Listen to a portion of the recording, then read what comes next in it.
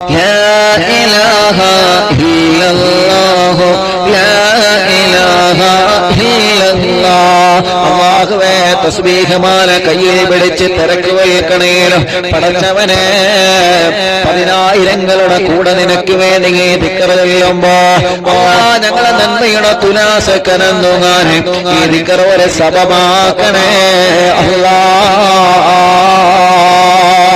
ഈ ലോകത്തോട് വിട പറയുന്ന ഒരു സമയം നിങ്ങൾക്ക് വരാനുണ്ട് റബ്ബേ.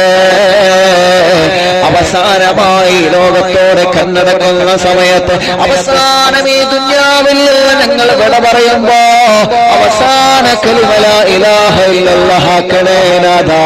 ലാ ഇലാഹ ഇല്ലല്ലാഹ് ചൊല്ലി മരിക്കാൻ ഭാഗ്യം തരണേ അല്ലാഹ്. ലാ ഇലാഹ ഇല്ലല്ലാഹ് ചൊല്ലി മരിക്കാൻ ഭാഗ്യം തരണേ അല്ലാഹ്. ലാ ഇലാഹ ഇല്ലല്ലാഹ് ചൊല്ലി മരിക്കാൻ ഭാഗ്യം തരണേ അല്ലാഹ്. പടച്ചവനെ ഞങ്ങളിൽ നിന്ന് വിട പറഞ്ഞു പോയ എത്രയോ ഉമ്മമാര് ഞങ്ങളെ ദുആ പ്രതീക്ഷിച്ച ഖബറിൽ കിടക്കുന്നുണ്ട് റബ്ബേ. എത്രയോ ബാപ്പമാര് ഖബറിൽ കിടക്കുന്നുണ്ട് നാഥാ. അറിവിന്നിലാവില്ല മജ്‌ലിസ് ഒരു ദിവസം പോലും അവരെ മുടങ്ങാതെ കേൾക്കുന്നത് എന്തിനാ? ഞാൻ മരിച്ചാതെ ഉസ്താദ് അറിഞ്ഞാലും ഇല്ലെങ്കിലോ പതിനായിരങ്ങളുടെ കൂടെ ഇരുന്ന് ഞങ്ങൾക്ക് ദ്വാരിക്കവല്ലോ. തഹ്ലീൽ ചൊല്ലുമ്പോ ഉസ്താദ് ഞങ്ങളെ മറക്കൂലല്ലോ. യാസീൻ ഓതുമ്പോ മറക്കൂലല്ലോ. മുൽക്ക് ഓതുമ്പോ മറക്കൂലല്ലോ. വാക്യ ഓതുമ്പോ ഞങ്ങൾ മറക്കൂലല്ലോ. ആരും ഞങ്ങളെ ഖബറിന്റെ അകത്ത് വന്നില്ലെങ്കിലും ആരും ഞങ്ങളെ ഖബറിൻ പുറത്ത് വന്നില്ലെങ്കിലും മറിനിലാവിന്റെ മജ്‌ലിസിലെ പതിനായിരങ്ങളും ഉസ്താദും ഞങ്ങളെ മറക്കൂലല്ലോ എന്ന ഉറപ്പാ ഓരോരുത്തരുടെ മനസ്സിലുള്ളത് റബ്ബേ.